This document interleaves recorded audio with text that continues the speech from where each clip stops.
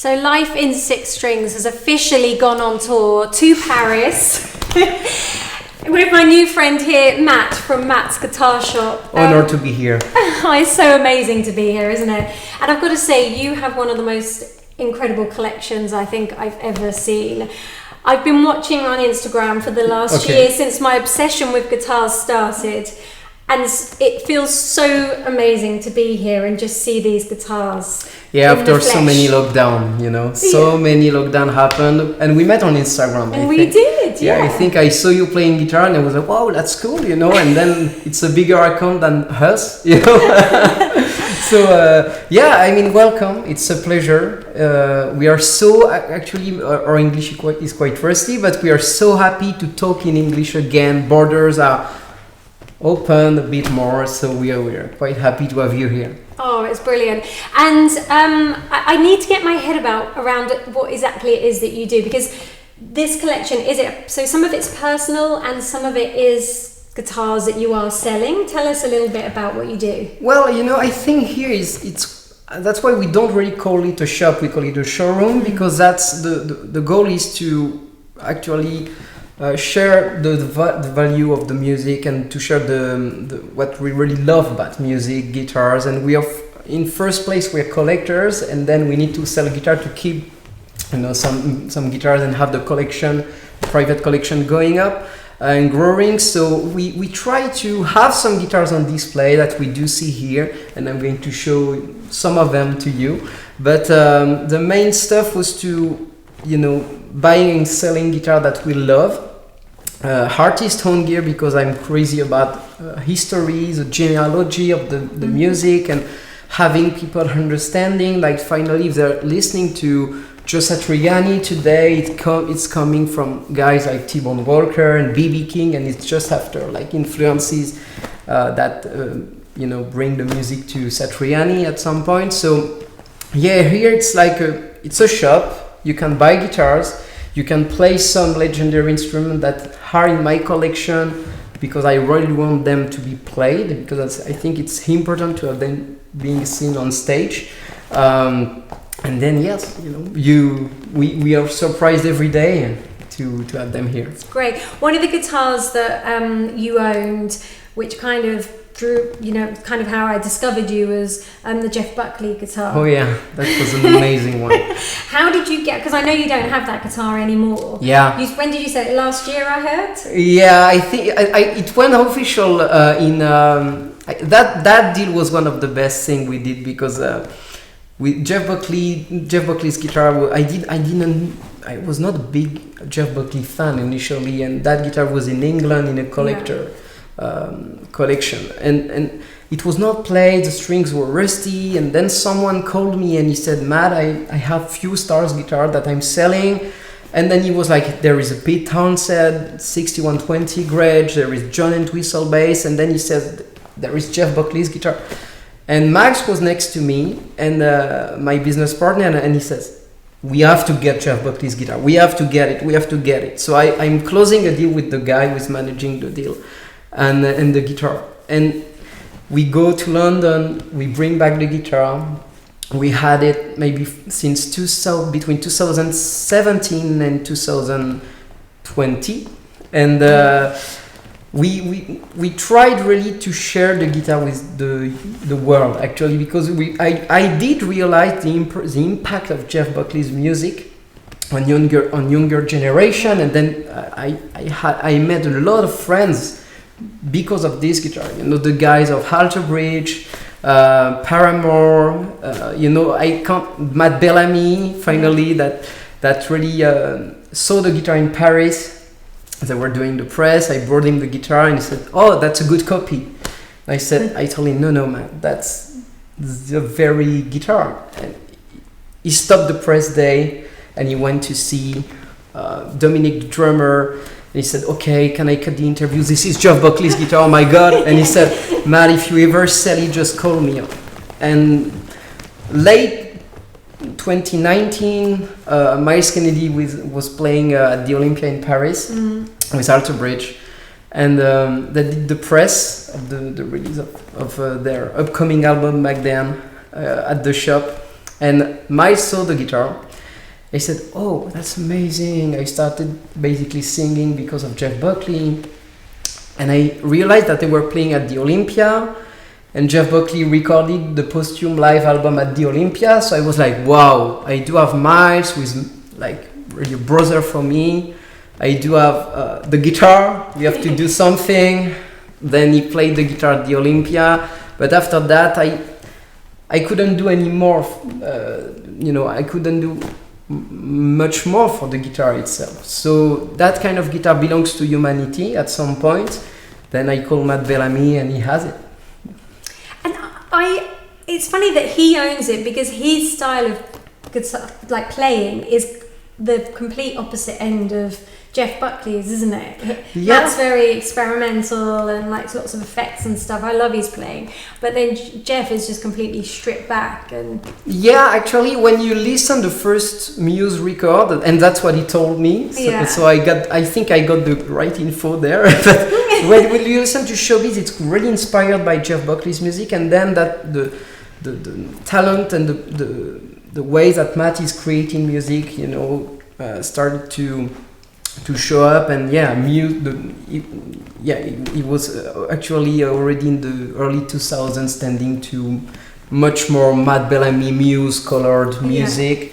But Matt was such a huge fan, and it was such a crazy moment for me to actually. I saw Matt Bellamy in 2010, and I paid my ticket to some Muse in the back of the stadium in Paris, and it was quite crazy to bring him the guitar that actually helped him to start Muse by its on its own. And his playing is quite different, but actually when I brought him the guitar, he immediately understood how to play it, and I think he already recorded some Muse music with it. Really? Yeah. Oh, that's great. And that must feel so fantastic for you, like you say, to sort of connect it all. Oh yeah. Yeah, that's like with his influence, and then he's finally got the guitar that started it all off for him. What an incredible feeling. And so I heard that the guitar was a very cheap guitar, wasn't it? Yeah. What did it sound like? Was and full of mistakes too. Yeah. That Jeff Buckley had this unique sound. It was the guitar has a Seymour Duncan pickup that is actually broken from the factory, so they messed it at the Seymour Duncan factory, and it has almost no signal when you actually try to see the output of the pickup. And when we went down to Manson, because they wanted to check the guitar before Matt was buying it, we went down to the factory and they were like, the pickup has no signal. And I said, yeah, but that's part of the sound. And that's what I do love with artist-owned gear. Sometimes you just search the sound of your favorite guitar player. So what about honing the actual very instrument he's playing? Because sometimes you can't reproduce the magic and the mistakes that the guitar have, and to recreate the sound. And you can't actually recreate Jeff Buckley's sound without having that very special mistake in the bridge pickup of the guitar. You need all the ingredients. Exactly. So Matt has them now. The pressure is on. Right? He's got to go out there and create it. So let's talk about some of your current collection that you have there. That black one looks very familiar. Oh, really? Yeah. The Les Paul. Yeah, this one is one of the. It's actually. I hope that people are going to see clearly in the camera, but that's really a special guitar for me because I'm a huge fan of Free, and so a huge UK band, of course. And I'm a huge fan of Paul Kossoff's playing and the vibrato and the special technique he used to have. And this one was actually Paul's very first serious Les Paul. It's a Les Paul custom from 1955. And that's the one his father David Kossoff brought him back from. He bought it in used condition in New York City. He flew back to the UK, and that was Paul's, first really serious Les Paul, because he saw Jeff Beck having one, and then he wanted the same one. So that's the one he used to own back then. And this one was later traded by Paul Kossoff, and I learned that in the book. There is a book called, I think, Paul Kossoff, the gear, the guitars, and the music, something like that. And they're traced the guitar even better than I did, and so they're showing a picture of Eric Clapton playing that very instrument in 66 at the mark. Sorry, I just want to touch it. Yeah, I'm hoping it might give me some magic power. I think it has some still, you know, that and the magic stuff, and I think I will send you some pictures afterwards. That Paul Kossoff was always putting stickers inside the electronics of the guitars and all these guitars, and you still have the stickers inside the electronic cavity of that very guitar, written by Paul Kossoff with the serial number and all that stuff. So that's a crazy guitar, and it sounds amazing. And this is your personal collection that you won't be selling this unless you get a stupid offer. I used to say yes, but I never say never anymore, you know, because I did so many times like I will never sell that, but you have to buy something else at some point. So yeah, of course, if someone shows up a bigger interest to the guitar that I do at the very same moment, it will go somewhere. But for now, I own it since 2017, and I'm really happy about it. So do we know what songs Clapton played? Oh, I think it was the Cream era, so probably like all the songs we all know. He didn't record with it, but there is a picture. It's quite blurry, but there is a picture of him clearly showing that special pickup, which is an Alnico 5 and a P90. And because Clapton used to have another guitar that used to belong to Paul Kossoff, which was a Black Beauty as well, but with 3 humbucker pickup, which it looks really different. But in the book, you can see Clapton with a very similar guitar, and he didn't play another one like this. No. So that's a huge piece of history to us. Wow, that is incredible. Yeah, that's really been amazing. Piece of art, yeah. Then the thing is that when I started playing, I went to London and it was for sale at the time. And I remember trying the guitar with some friends and told them we will never own that kind of guitar in any way. And then when we bought it in 2017, we were like, ah!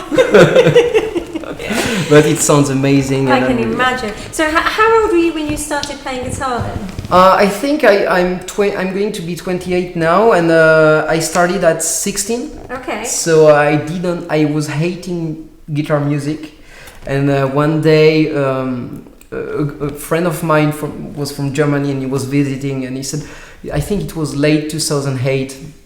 I said, Ma, you got to listen to the last AC/DC record, because in Germany he's a huge fan of AC/DC. And I said, oh no, come on, AC/DC is just a band with the guy with shouting in the microphone, that's it, and a guy with wearing like schoolboy uniform at 50 something, come on.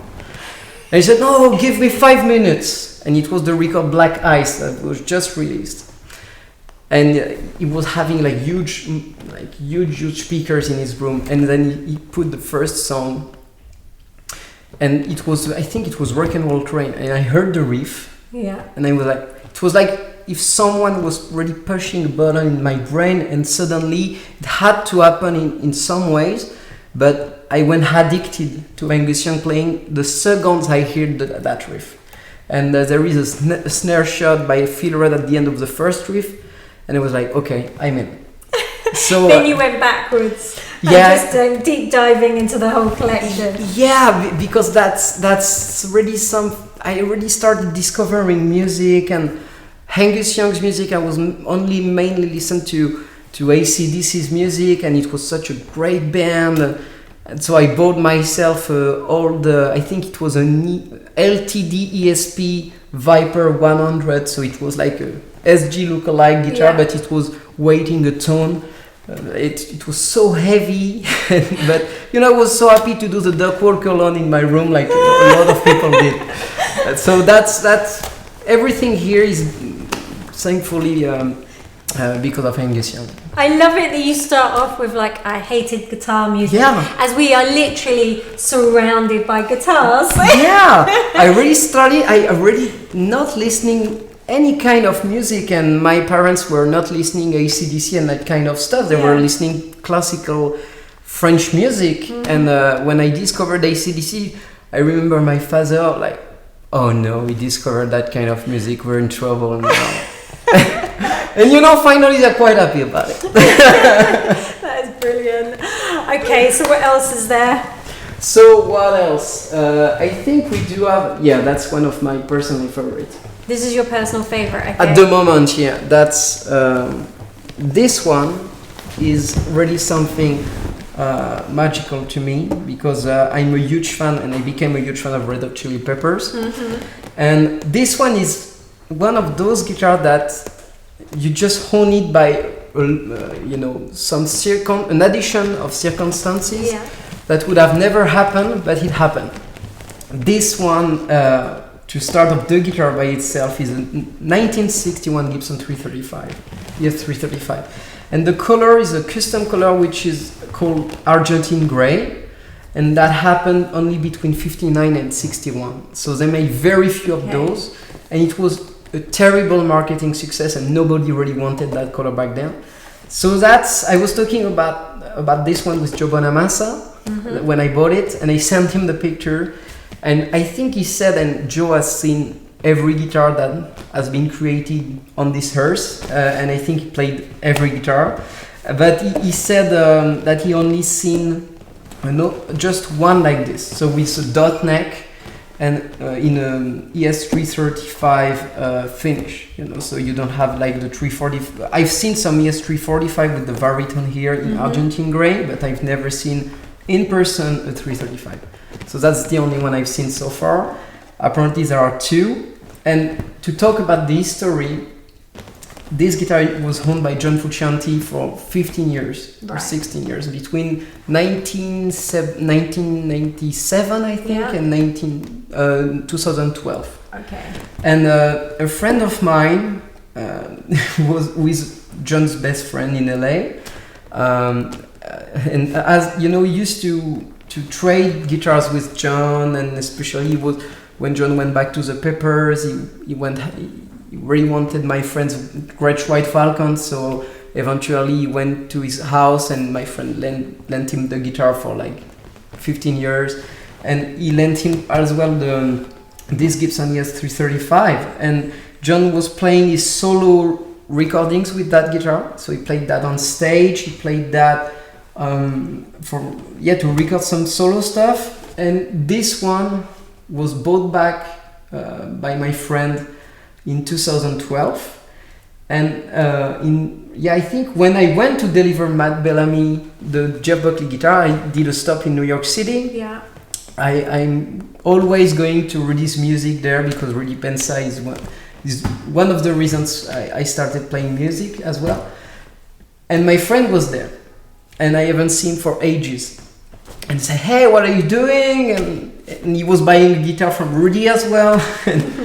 And he said, Matt, I got some guitar from John. I got a guitar that I might sell. And that was this guitar. Wow. So it's just an addition of circumstances. The fact that I did a stop to New York City, delivering Matt Bellamy the guitar, and then the fact that my friend was not supposed to go there. And if all those things, if just one thing would have not happened, this guitar wouldn't have been able to reach the border and finish here, So that's really, really an amazing sounding guitar. It's the best hollow body guitar I ever played, personally. The pickups are amazing. Everything is original. That's really an amazing guitar. And if you feel it, the neck is quite thin. It is, isn't it? It's super easy to play, and it has a huge sound. It's amazing. I played one of these for the first time at Rick's Vintage Guitars, and I was just blown away. I've always seen them and thought, well, they're too big, I'd never be able to play something like that, but it's surprising actually how they're really easy to play. Yeah, they're easy, and comfortable. And the good thing about ES335, I always call them the Swiss knife of electric guitar, because you can play jazz music, blues music, rock and roll music, even metal music. you can have a 335 on tour and you're able to play with every musician you'll meet. So this Great one is sounding. amazing. Yeah, really gorgeous. Is it part of the chase for you as well that kind of appeals to you? Like when you hear that there's a guitar out there and you're like, I've got to get it. Oh yeah. It's like, you know, if you see a woman and you really want her. Yeah. It's like, I gotta somehow get it. Yeah, exactly. You have to somehow get it, and you have to work your ass off to get it. It's this one. I think the negotiations were. I think it was like 6 months. It's negotiation for this one, just this one. Yeah. So, Jesus. Yeah, and it's always like this, you know. It's never too simple to get the best ones because, especially in the guitar world, I think the best ones are already researched by few people, and there are always few people on the list, and so you have to convince the owner to sell the guitar to you, and so that generally it's, you know, some alcohol helps, or you know, and with COVID it was much more harder, but on this one it was mainly it was just a matter of luck, actually. So have you bought a guitar that was kind of like a real steal?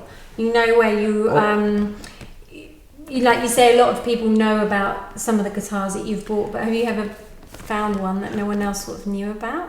Oh yeah, it's coming. It's coming. I got one coming, which is probably one of the most historic guitar ever that I found, and it was lost since 1968. And it was owned by, it's an ES5, so it's a big Gibson hollow body, complete hollow body, and it was owned by T-Bone Walker. And so T-Bone Walker, for those who don't know, T-Bone Walker was the favorite guitar player of B.B. King, Albert King, Freddie King, Jimi Hendrix, one of the favorite of all the guitar heroes we all love.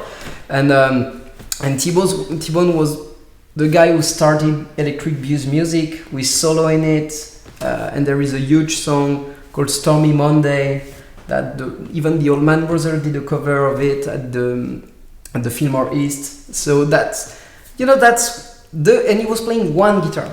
He had to start an ES 150. Then I don't know where it is now, but I think it's gone. He has he had this ES5 that he was playing 20 years long, between 1949 and 1968. And then the Barney Kissel, that was a spare guitar, and that he was playing after the guitar was lost. And it was lost for like 50 years. And 2 years ago, I got a guy who comes here and he said, with a big Gibson case, and he's like, "Oh, I think I do have T-Bone Walker's guitar." And I'm like, okay, let's sit down. I opened the case, and it has an amazing flake top. I mean, it's very unusual for that particular model. Yeah. It's very unusual. And I open the case, I see the same repairs, and then I'm going to Google image and starting to compare what I call the wood grain, which is like the DNA of the guitar, the fingerprints. And I'm like, okay, this is it. This is it. And then T-Bone Walker's guitar was discovered like in this sofa. I opened the case on this sofa and I was like, wow. And then 2 years of negotiation, and I just closed the deal a week ago. Congratulations. Yeah. So yeah, it's coming.